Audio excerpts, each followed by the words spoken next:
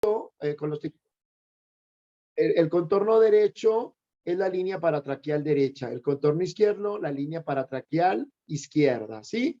En el ángulo que forma la línea punteada amarilla, ese ángulo obtuso hacia afuera, si ustedes lo ven, es un ángulo obtuso, antes de esa línea punteada, la anterior, por favor, exacto. En esa inclinación del propio ángulo hay una bolita, una como convexidad que sale en donde se encuentra el ángulo, exactamente donde viene el ángulo totalmente vertical y luego hace el ángulo obtuso hacia el bronquio derecho. Ahí se encuentra el callado de la ácigos y la imagen radiopaca como una bolita pequeña es la vena ácigos para que lo podamos observar. Recuerden que el bronquio derecho tiene un bronquio principal y tiene un bronquio intermediario. Sí, el bronquio principal es corto, es más vertical que el bronquio izquierdo, por eso dicen que el bronquio derecho es como prácticamente la continuidad de la tráquea, es más vertical, es un bronquio corto, porque inmediatamente sale el bronquio principal, el bronquio para el lóbulo superior derecho. Después de ahí hay un bronquio intermediario, así se llama por anatomía, y ese nos va a dar las dos ramas de los dos grandes, el lóbulo medio y el lóbulo inferior. El bronquio izquierdo es un bronquio más horizontal y es un bronquio que no tiene bronquio intermediario, es un bronquio que automáticamente te da la salida y la emergencia para el lóbulo superior, que tiene sus segmentos ápico posterior, el segmento lateral, el segmento ápico posterior, el segmento anterior y el segmento de la língula. Y la língula obviamente tiene dos secciones que viene siendo la contraparte del lóbulo medio del lado derecho, en el lado izquierdo. Y tiene el bronquio para el lóbulo inferior, que sabemos que abajo ambos lóbulos normalmente contienen los lóbulos inferiores 5 segmentos y 5 segmentos, que es el segmento 6 de cada uno, y el segmento 7, que es el anterior, 8, que es el medial, 9, que es el posterior, y 10, que es el lateral de la base de ambos pulmones, con algunas variantes en el pulmón izquierdo, porque algunos lóbulos inferiores pueden tener 4 segmentos en vez de 5 segmentos, pero eso sería nada más a nivel prácticamente de autopsias. O sea, prácticamente consideramos que ambos lóbulos inferiores, derecho e izquierdo, tienen el segmento 6, que es el superior, y los 4 inferiores dentro de la base de la pirámide del lóbulo.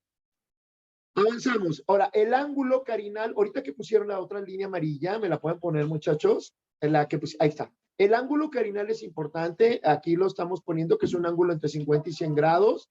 Es un ángulo que normalmente no debe de abrirse y no debe de abrirse.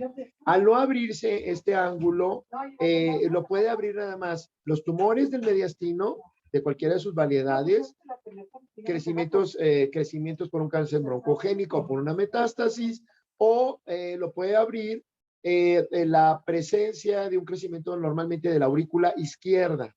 La aurícula izquierda tiene características importantes. La aurícula izquierda es una cavidad posterior muy cercana o a unos milímetros del paso del esófago. El esófago, que es otro órgano posterior del mediastino, muchachos, se divide en 7 segmentos. Uno de los segmentos es el retroauricular, como otro de los segmentos es el segmento sumergido, que es el 7º segmento del esófago, porque es el único segmento abdominal del esófago, ya que la unión esófago-gástrica se encuentra por debajo de los diafragmas.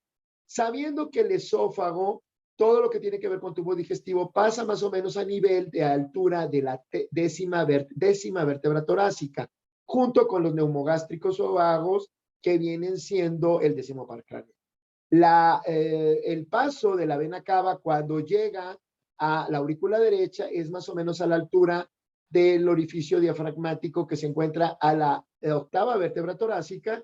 Sí, y el aórtico es más o menos a la altura de la 12ª vértebra torácica en la salida de la aorta. Muy bien, la aurícula puede tener contacto cuando hay crecimiento de la aurícula izquierda al esófago, sí. Y la aurícula puede abrir, puede disminuir el espacio de alguna manera pudiera abrir la carina, pudiera abrirla. Es difícil, pero debería ser un crecimiento auricular muy, muy patente de la aurícula. Pero normalmente ese ángulo puede estar ocupado por crecimientos ganglionares o un tumor propio y más lejanamente por el crecimiento propio de la aurícula izquierda. Bueno, avanzamos. Ok. El briefing, aquí la B de la radio, nos está refiriendo al tamaño de los pulmones. El pulmón derecho es más grande que el izquierdo, sí.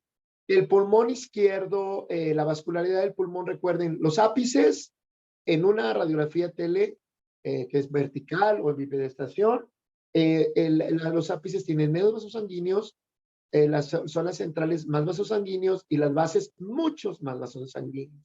Y las partes externas de ambos pulmones menos vasos sanguíneos, la parte media del pulmón más vasos sanguíneos y la parte interna más medial al mediastino más vasos sanguíneos.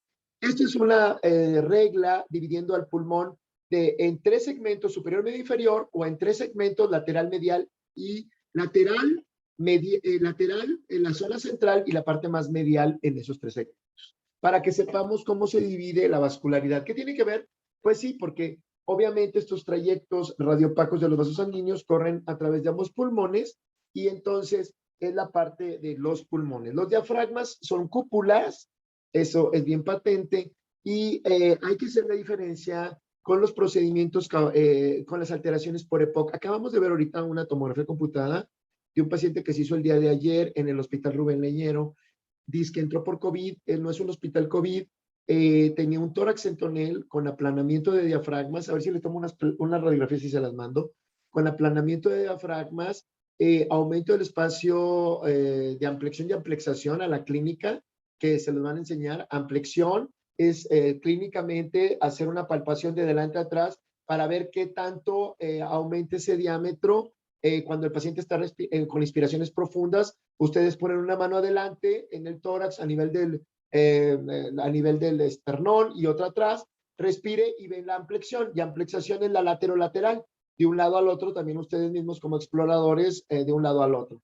Esos diámetros de ampliación y amplexación están aumentados en ese tipo de pacientes con EPOC, con diafragmas aplanados, el aspecto de tórax ectonel, un aspecto también aparente nada más de que el corazón es muy pequeñito, como si fuera un corazón en gota, y obviamente tienen procesos inflamatorios porque es un EPOC, y dentro del EPOC es el enfisema, y dentro del enfisema tenemos tres tipos de enfisema que habíamos dicho: panlobulillar, centrilobulillar y septal y paraseptal. Normalmente, todos normalmente este tipo de pacientes fumadores tienen bronquiectasias. En los casos menos avanzados son las bronquiectasias cilíndricas, o en los casos intermedios son las varicoides, o en muy avanzados son las saculares. Normalmente las bronquiectasias son procesos inflamatorios de tipo crónico destructivo del sistema bronquial distal, tanto normalmente distales como respiratorios, y que afectan las bases de los pulmones. Solamente vamos a encontrar bronquiectasias de tipo congénito en pacientes, por ejemplo, con la enfermedad llamada mucoviscidosis, que son estos niños que nacen con problemas en las secreciones de las glándulas secretoras, sobre todo salivales y bronquiales, y esos son congénitas y normalmente son superiores las bronquiectasias. Pero en personas que adquirieron por el fumar ese tipo de cosas, las bronquitis son de tipo basal. Bueno, la simetría de los dos pulmones ya las vimos, sus zonas, sus márgenes laterales, sus recesos. Los recesos, los ángulos costodiafragmáticos laterales, son las puntas más bajas que vemos, muchachos, en ambos lados. Esas que nos están poniendo ahorita en líneas punteadas, se llaman ángulos costodiafragmáticos laterales. Si nosotros vemos una radiografía lateral, vemos también lo que se llama el ángulo costodiafragmático posterior. Obviamente tenemos dos, tanto derecho como izquierdo, pero en una radiografía lateral, por la sumación de imágenes, nomás vemos uno. Y sabemos que ese ángulo costodiafragmático lateral posterior es el que se encuentra más abajo todavía que los laterales, y es el que primero se llenaría con líquido en una posición vertical o en una posición en decúbito supino. Con 50 mililitros es suficiente, de 50 a 70 mililitros, 75 es suficiente como para llenar un ángulo costodiafragmático posterior. Los ángulos costodiafragmáticos laterales en un derrame pleural, para que se llenen de líquido, tienes que tener por lo menos 150 mililitros con un máximo de hasta 300 mililitros. Por eso, los ángulos costodiafragmáticos posteriores son la manera más fácil de ver que hay un derrame pleural que se encuentra por detrás de la cúpula diafragmática. Porque recuerden que la cúpula diafragmática en esta radiografía de frente nos impide ver la parte de atrás, que es hasta abajo totalmente, ¿no, muchachos? Para que la tomen en cuenta. El diafragma derecho dijimos que era medio centímetro más alto que el diafragma izquierdo. Normalmente en el 5% de los pacientes podemos encontrar un diafragma izquierdo más alto, igual, prácticamente son iguales al derecho. Es raro ver un diafragma izquierdo más alto que el derecho, es muy, muy, muy raro, salvo que tuviéramos un situs inversus, en donde el ápex cardíaco, que sabemos que es parte del ventrículo izquierdo, pregunta de examen, no del ventrículo derecho, se encontraría del otro lado en un situs inversus. ¿En qué casos podríamos tener un diafragma alto? Patológico en una parálisis diafragmática, derecho o izquierdo, o patológico desde el punto de vista congénito en una hipotonía de los músculos del diafragma, lo que se llamaría una eventración diafragmática, sin H y con V, eventración diafragmática, es una disminución de la fuerza o una hipotonía del diafragma, pero normalmente esas son congénitas y con los años los pacientes nunca supieron que la tuvieron y estos pacientes el otro pulmón llega a compensar prácticamente todo. Pero no son muy frecuentes las eventraciones diafragmáticas, pero menos frecuente es la parálisis diafragmática o plesía diafragmática, como también le llaman, causado por una parálisis del nervio frénico. ¿Qué te puede producir una parálisis del nervio frénico? Un trauma o un cáncer. Un cáncer invasor te puede producir una parálisis del nervio frénico. Sí, muy bien. Avanzan bordes ciliares. El ilio pulmonar derecho es medio centímetro más bajo que el ilio pulmonar izquierdo. Sabemos que el bronquio principal derecho es más bajo que el bronquio principal izquierdo, ya dijimos la causa. Por lo tanto, el ilio pulmonar derecho es medio centímetro más bajo que el ilio pulmonar izquierdo, pero no así el hemidiafragma, que dijimos que el derecho es medio centímetro más alto que el izquierdo, por si no se habían dado cuenta de ese detallito. Avanzamos, muchachos. Hasta aquí, alguien que me diga, ¿todo bien, doctor? Sí, doctor, todo bien. Todo bien. Órale. Todo Todos bien. presentando así como si fueran la milicia, ¿eh? Gracias. Alguien se presentó ahí que trae una camisa como anaranjada con una guitarra atrás. Muchas gracias por hacer acto de presencia. El único vale. ¿Quién sabe los demás cómo amanecieron, eh? Yo creo que ni las lagañas se quitaron, cabrón, en serio. Bueno, tenemos la circulación. Bueno, ya lo dijimos. Yo ahorita hablé de la circulación pulmonar, muchachos. Recuerden que la gravedad es la fuerza del centro de la Tierra que nos atrae hacia el centro de la Tierra. Y que esa gravedad, pues nosotros nos tenemos que levantar y en forma fisiológica, todos los seres vivos, incluidos los humanos, nosotros luchamos contra esa gravedad que nos atrae, por eso es el peso. El peso, si yo peso 100 kilos, es porque son 100 kilos que tengo que levantar contra la gravedad de la Tierra. Si yo estoy ligerito y peso 50 kilos, como una plumita, aparte de desnutrido, ¿verdad? Pues soy muy ligero, cabrón. No, pues olvídate, en la luna vuelo, en la luna vuelo. Pero pues 100 kilos, pues tampoco no son buenos, como su servidor, a pesar de que hago mucho ejercicio, porque soy un señor grande, ¿verdad? Nosotros las personas grandes, si alguien por aquí de los compañeros varones es un joven grande, pues sabemos que hay que levantar toda la anatomía contra la gravedad, que es bien cabrona. Es la única palabra fea que he dicho en la mañana, ¿eh? No me vayan a grabar, malditos, ¿eh? Es la única que me ha aventado, me vale. Viene la Real Academia de la Lengua Española, se los puedo asegurar, ¿eh? Bueno, y entonces, ¿qué hace la circulación, muchachos? Es lo mismo. Si yo estoy en vertical, si ustedes observan esta radiografía que nos están poniendo, la parte de arriba tiene menos vasos sanguíneos, la parte de abajo tiene muchos vasos sanguíneos.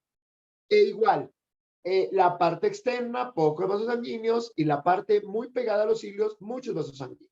Que ya lo explicamos ahorita. ¿Por qué tengo que ver la vascularidad pulmonar en un momento dado? Porque yo puedo tener una cefalización de flujo. Y la cefalización de flujo te la da lo que se llama la hipertensión venocapilar. A ver, Cuando ustedes pasen por el servicio de medicina interna, fisiología, fisiopatología y todos esos que no les enseñan nada, como el doctor Marit Salar, ¿sí? Se van a ver con que hay hipertensión arterial sistémica, la idiopática, causada por un ventrículo con mucha potencia. Una cosa es tensión arterial y otra cosa es presión arterial, muchachos. La tensión arterial es de lo que estamos hablando, porque la presión te la va a dar la fuerza del ventrículo, pero la tensión te la da la resistencia de las arterias y arteriolas, que es diferente al poder del ventrículo. ¿Sí? Una cosa es la presión y otra cosa es la tensión. Todo el mundo habla de la presión, pero realmente la tensión arterial, el verdadero nombre es TA. Pero ya sabes que en México, como todo confundimos chicles con Coca-Colas, entonces, pues todo el mundo decimos a veces puras brutalidades. Iba a decir pendejadas, pero dije brutalidades, ¿eh? Lo otro le ponen un bip bip. Y entonces, realmente lo que medimos es la tensión arterial, que es la resistencia de las arterias de arteriolas, no de las venas. O sea, ese es otro desmadre diferente, ¿sí?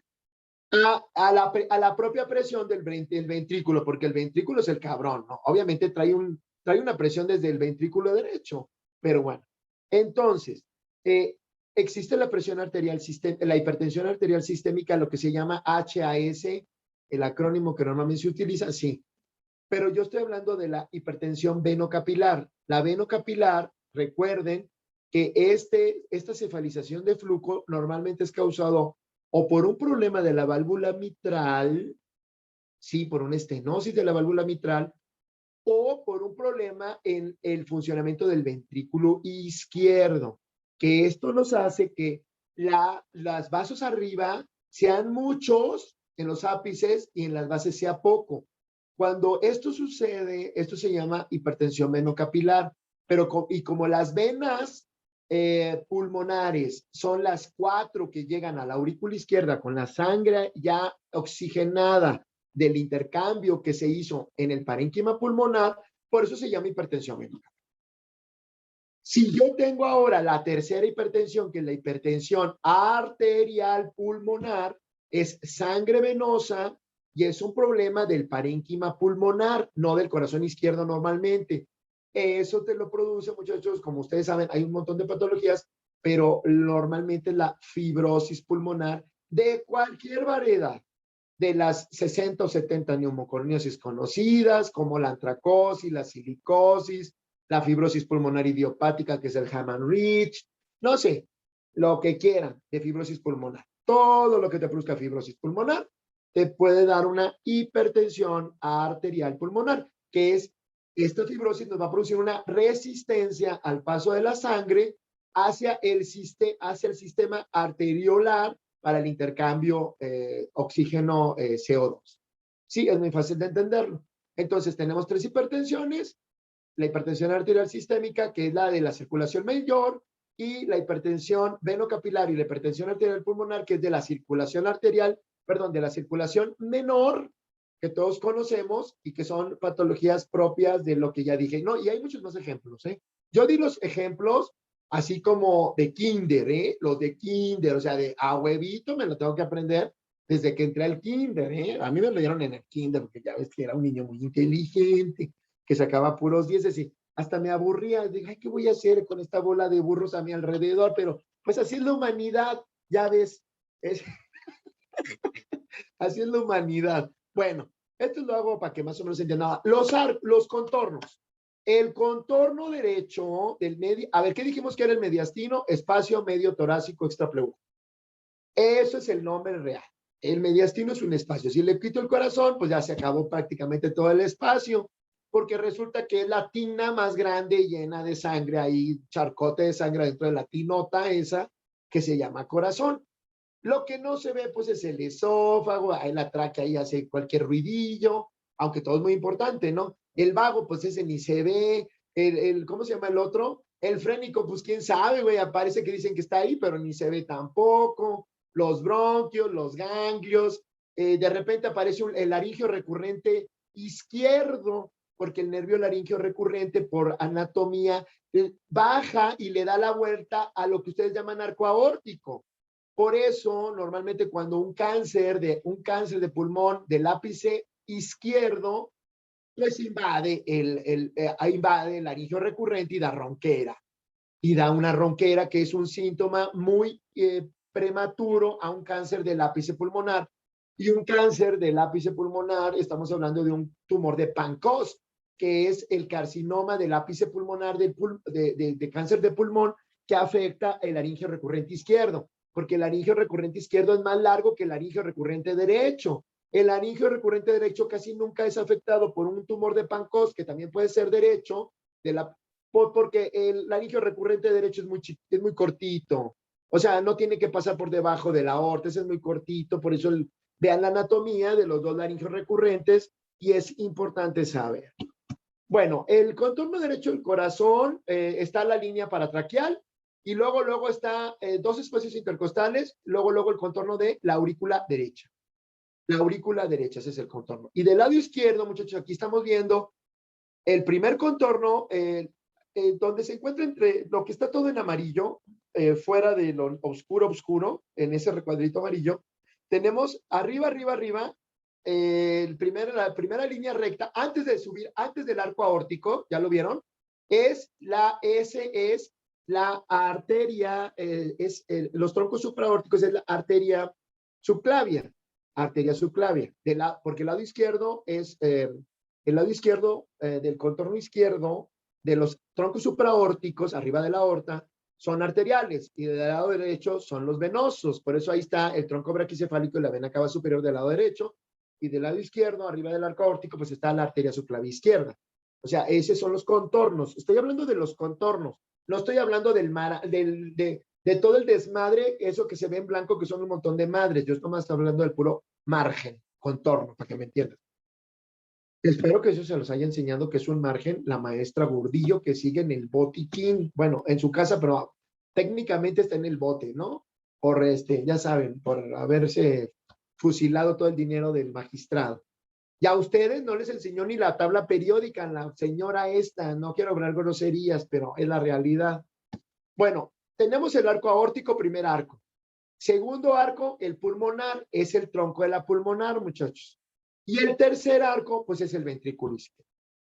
Ahora, entre el segundo arco, que es el pulmonar, y el tercero, que es todo el ventriculote izquierdo, esa bolota gigante del contorno izquierdo, a veces aparece el cuarto arco. Sí, ese cuarto arco entre el segundo y el tercero aparece solamente como punto patológico cuando hay un crecimiento de la aurícula izquierda. ¿Y cuándo dijimos que hay un crecimiento de la aurícula izquierda? Cuando hay un problema normalmente de la válvula mitral. Sí, si yo tengo una estenosis de la válvula mitral, pues voy a tener un crecimiento de la aurícula izquierda, que me va a producir a la larga no solamente un crecimiento de la aurícula izquierda, sino una hipertensión venocapilar, porque ¿quiénes desembocan en la aurícula izquierda? Pues las venas pulmonares. ¿Y qué llevan las venas pulmonares? Pues sangre oxigenada, porque ya vienen de regresarse la sangre bien oxigenada. Recuerden que venas y arterias solamente es hacia donde se dirige la sangre.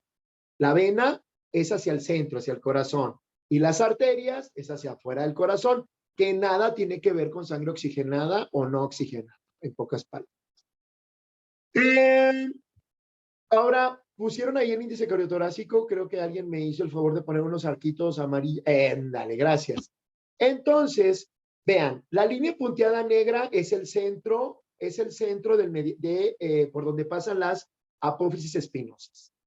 La línea que se encuentra amarilla, que dice línea torácica, sí, más o menos al nivel de la base del corazón izquierdo, esa línea que pasa del contorno interno de las costillas al contorno interno de las otras costillas, no al contorno externo, al contorno interno, se hace exacto en la línea amarilla, la línea negra, y después de esas dos líneas que estamos nosotros viendo ahí, la línea A, sí, es la aurícula derecha a la línea media, se suma.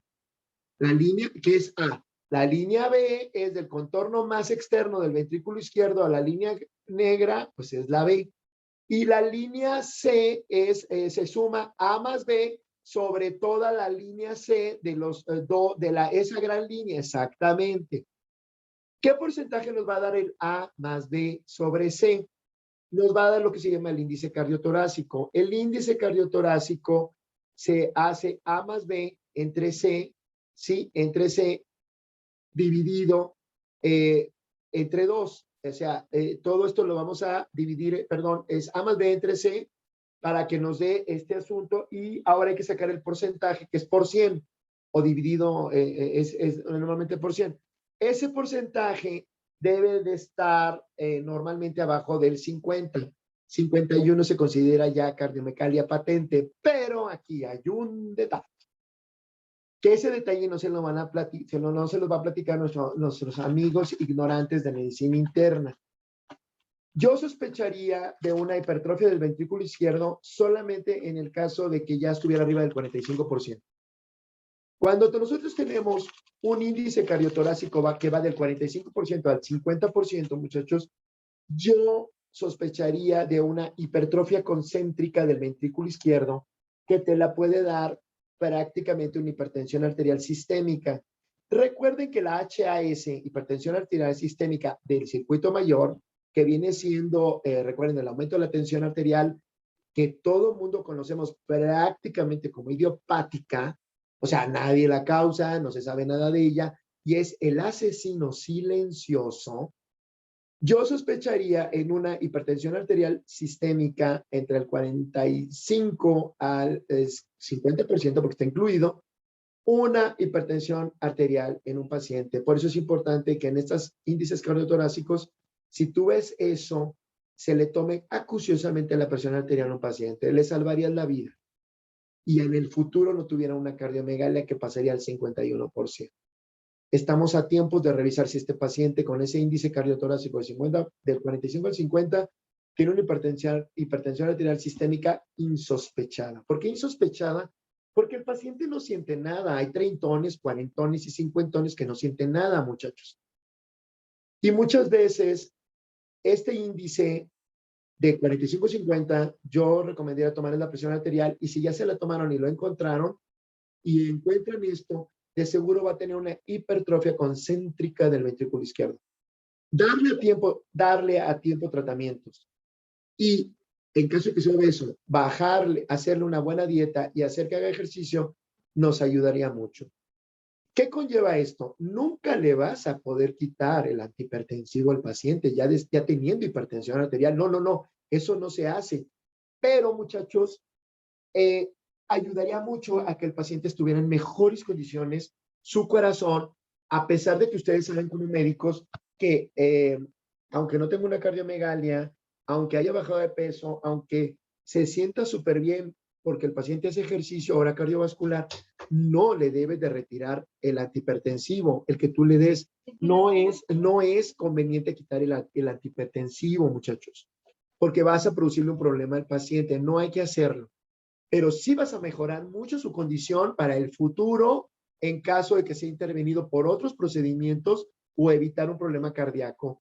A tiempo, descubrir una hipertensión arterial sistémica, porque recuerden que es el asesino silencioso. Esta cosa, ¿qué es esto? Aguántame tantito. Igual como ya ve que no quieren tu nombre completo, pero le dije que le voy a poner el sello y ya nada más tu firma. Al fin tu sello ya trae, ¿cómo se llama? Ya trae tu nombre. ¿Ya? No, espérame. De todos modos lo van diciendo que por qué no le pongo mi nombre. Pero, vale. Oye, pero diles que si me van a traer mi nuevo UPS que no me trajeron porque hay uno descompuesto. Ah, es que está el señor. Perdón, señor. Es que le avisé al señor Cordero que uno de los cuadritos negros, los UPS, se descompuso. Me dijo que pero hasta el miércoles, horas más, que el miércoles me lo mandé. El nuevo, aquí tengo el otro que está aquí abajito descompuesto, de uno de esos, ¿sí? Órale. Sí. No te preocupes, es que estoy dando una clase. Sí, no, te lo pongo con sello con nombre. Ya está. No te preocupes. Claro que sí. No, tómale tú la foto. Ya lo tienes. Porque si no, eres el hermano del señor pastor. Me lo tratan bien, ¿eh? ¿Cómo se llama acá arriba? Arriba es con el Alejandro Rosales, en planeación. ¿Vas a ir a planeación? ¿O dónde vas a ir? Aguántame tantito. Estoy trabajando, discúlpenme, tómense un cafecito porque ya se están riendo, ¿eh? No se preocupe, doctor. Arriba. Es con el doctor Rosa, donde están las escaleras, pero esa mano derecha. O sea, subes las escaleras y al subir la mano derecha, ahorita te dice. Vas bien acompañado, ¿eh? Órale, vas con Wandita. A ver, ya se desapareció alguien aquí, el único que me daba la cara, no me gusta. Den la cara. Parece que le estoy hablando aquí a todos con la... Me voy a echar una galletita, lo siento. ¿Ya no van a dar la cara o ya estoy aquí? ¿Siguen ahí? La mayoría tiene la Ya, confianza. estamos, doctor. Bueno, otra persona ya dio la cara, perfecto. Muy bien, alguien que trae una gorrita al revés. Muy bien. Le hace igual que yo, me estás imitando.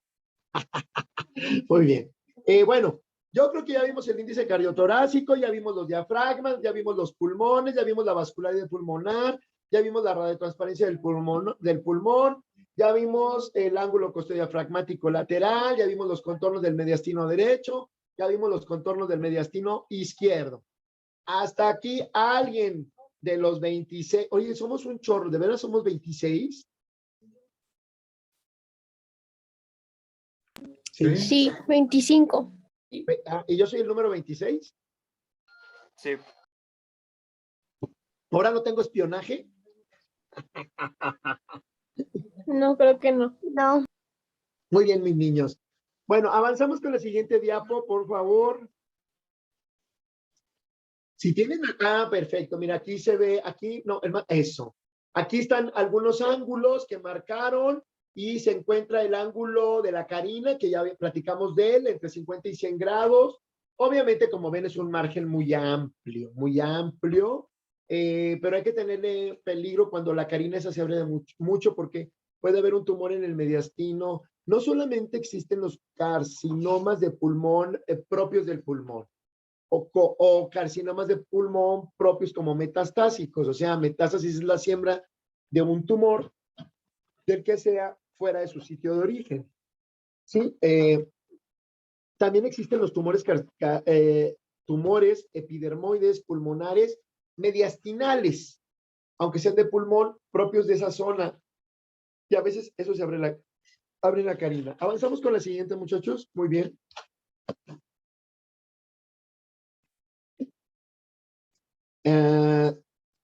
Distensibilidad, ya lo vimos.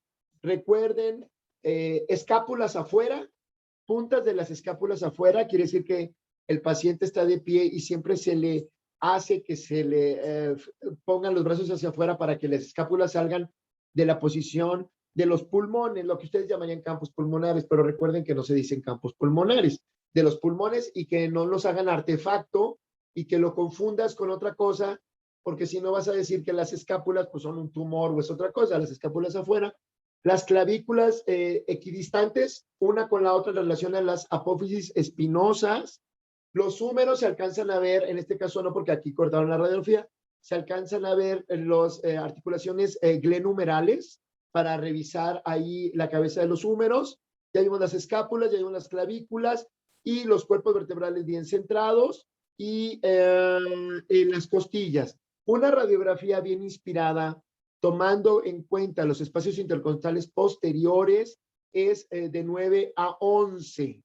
Si ustedes cuentan con la salvedad y con la sapiencia de que las costillas que se ven totalmente unidas a los cuerpos vertebrales son los arcos posteriores y las que no se ven son los arcos anteriores. ¿Sí? Porque no se ven ahí, porque el cartílago costal no es radiopaco. Entonces, los arcos intercostales posteriores cuentan de 9 a 11 para que esté bien inspirada, y si son anteriores, cuentan de 7 a 9. Espacios intercostales anteriores de 7 a 9 y posteriores de 9 a 11 para que esté bien inspirada ahí.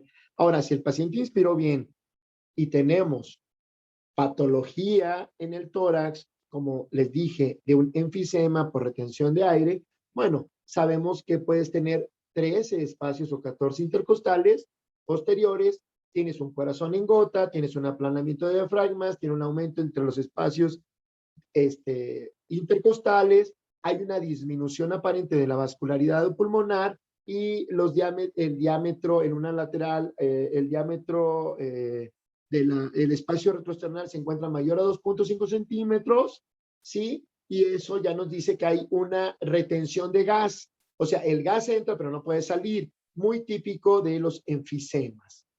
Avanzamos. La siguiente, por favor.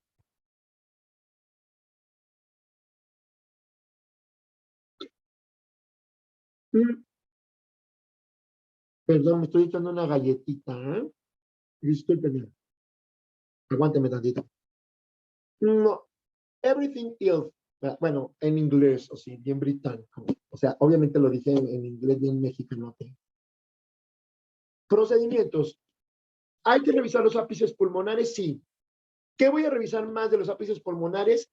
El sitio donde por arriba de la clavícula aparenta no verse nada.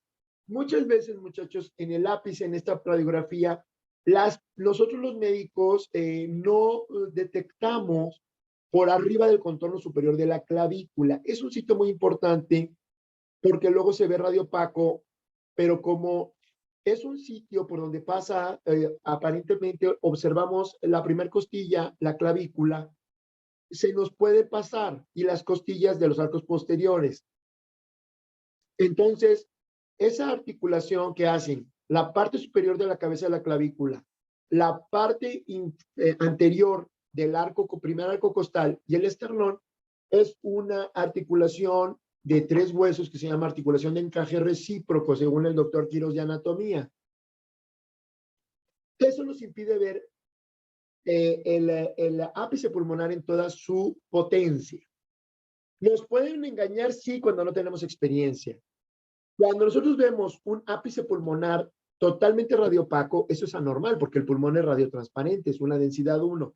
Pero nosotros lo vemos con una densidad 3 o con una densidad 4, cuando la pleura, el capuchón de la pleura se encuentra calcificado por patologías como una paquipleuritis, causado normalmente, por ejemplo, en una neumoconiosis por silicosis. Entonces, si no alcanzamos a ver ápice, pero vemos que hay algo ahí que es anormal, se sugiere tomar una proyección radiológica, si no tengo tomografía computada, que se llama apicograma, en donde el paciente se pone totalmente en posición, en una radiografía, en una posición totalmente lordótica, no sifótica, al revés, lordótica, y el técnico radiólogo va a hacer de esa manera que las clavículas salgan fuera del lugar para que tú puedas ver en toda su totalidad el ápice pulmonar. Ahora, si tú en donde estás trabajando o laborando tienes una tomo computada y ves un ápice pulmonar radiopaco, puede ser por una paquipleuritis o por proceso inflamatorio de la pleura, sí, por una caverna causada de una tuberculosis, o puede ser por un tumor en un carcinoma de pancoas, que es el carcinoma del pulmón, de los ápices pulmonares. Se sugiere mejor la tomografía computada para valorar esa zona. También lo hacemos porque hay cavernas tuberculosas que no alcanzamos a detectar en toda su totalidad, muchachos. Entonces, cuando ven un ápice pulmonar radiopaco y tengan la posibilidad de hacerlo, se sugiere efectuar una tomografía computada del área. Bueno, avanzamos a la siguiente. ¿Qué estamos viendo aquí? Bueno, ya vimos los espacios supraclaviculares o del ápice pulmonar. La región retrocardíaca, que nos están marcando aquí también en rojo. El corazón, muchachos, es un órgano que está adelante. Dentro de lo que es el mediastino, en el segmento inferior del mediastino. La parte superior del mediastino y la parte inferior del mediastino se dividen a través de una línea imaginaria en la radiografía lateral que va del ángulo de Lewis a el contorno inferior o plataforma inferior de la cuarta vértebra torácica. Todo lo que se encuentra arriba de esa línea, entre el ángulo de Lewis y la plataforma inferior del cuerpo vertebral de la cuarta torácica, recuerden que un cuerpo vertebral, no estoy hablando de un arco neural óseo vertebral, un cuerpo vertebral es un cubo, La parte superior se llama plataforma, la parte inferior también se llama plataforma, superior e inferior. El contorno anterior y el contorno posterior se llaman muros, muro anterior y muro posterior, y los laterales muro lateral y muro lateral. Entonces es una línea que se encuentra entre, como les había dicho, el ángulo de Lewis del esternón, sí, que es el manubrio y el cuerpo del esternón, ahí se encuentra, se traza una línea imaginaria que pasa hasta ese borde inferior o plataforma inferior de los cuerpos vertebrales y todo lo de arriba es mediastino superior y todo lo de abajo es mediastino inferior. El mediastino inferior, muchachos, está dividido en 3 segmentos. Hay muchas variedades. A mí me gusta más dividirlo de la manera que yo lo hago, porque hay muchas formas de dividirlo y cada quien lo divide como quiere. Todo el espacio retroesternal que se encuentra por detrás del esternón y por delante del pericardio es el mediastino anterior. Todo lo que cubre el pericardio para mí es el mediastino medio. Todo lo que está atrás del pericardio es el mediastino posterior. Todo lo que se encuentra entre el pericardio posterior y el muro anterior de todas las vértebras torácicas se llama, dentro del mediastino posterior, el espacio prevertebral. Y todo lo que está a los lados de esas vértebras torácicas, sí, es el espacio paravertebral, porque está paralelo a los muros laterales de las vértebras. Ahora, en lo que se llama el espacio retrocardíaco, son lesiones, se pueden encontrar lesiones en ese sitio, sí. A ver, hay un signo radiológico que se llama signo de la silueta. Ese signo de la silueta es para poder diferenciar dentro de una radiografía de frente la profundidad de la que estamos hablando. Recuerden que las radiografías simplemente nos van a dar imágenes bidimensionales. No nos dicen la profundidad, que es la tercera dimensión, o el volumen. O sea, nada más tenemos el área coronal y el área coronal y el área sagital. Perdón, área coronal y área transversal, pero no tenemos el área sagital. Sí, esa profundidad nos la va a dar la tomografía computada cuando se haga el estudio.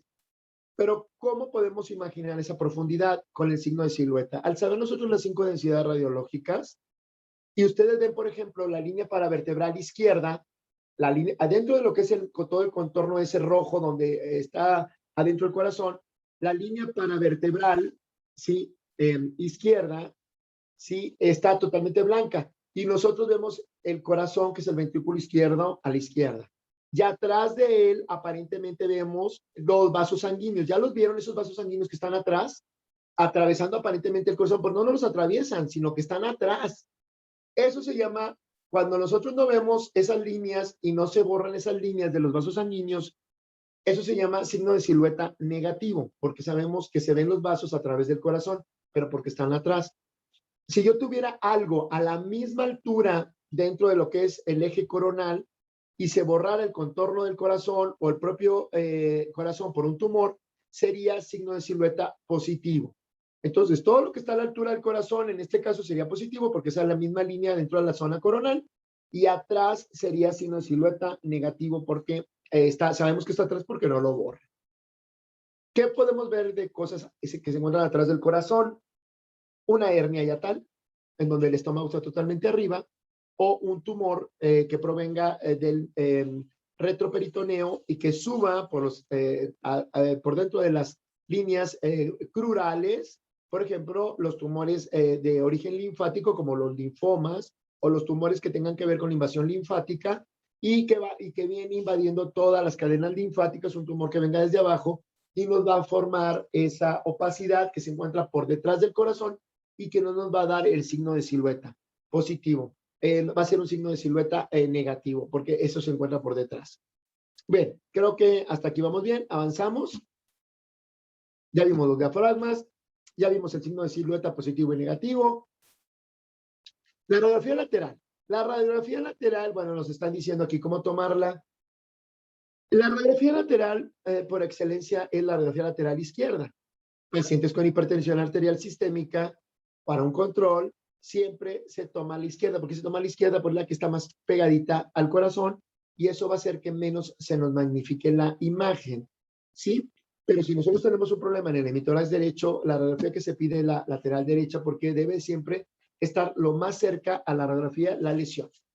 En el caso de que fuera un control por una hipertensión o un control, nada más por tomar un control, la izquierda es la mejor posición de todas. Bien, avanzamos.